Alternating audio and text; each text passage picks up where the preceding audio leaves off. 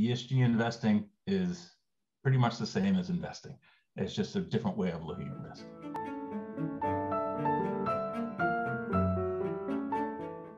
The responsible investment space is huge. It's, we put out, one of my organizations put out a report 3 years ago, 2.5 years ago, that the overall assets in responsible investment were about 30 trillion globally.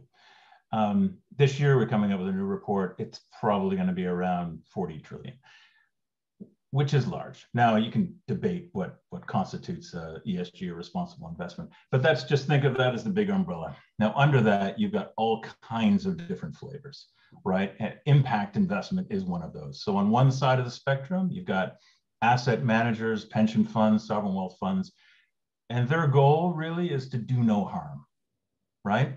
An exclusionary approach where my pension fund wants to ensure that they're not investing in tobacco or firearms, right? The other end of the spectrum, which is usually smaller investors or individual investors, family offices, venture, angel. That's the impact world, and where they're looking at actually making a positive impact with their investments.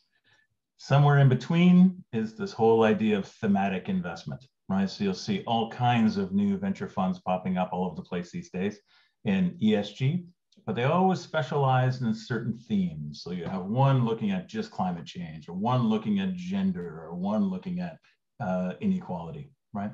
So because it's easier for people to get their heads around. However, I hope we'll talk about at some point in time today, impact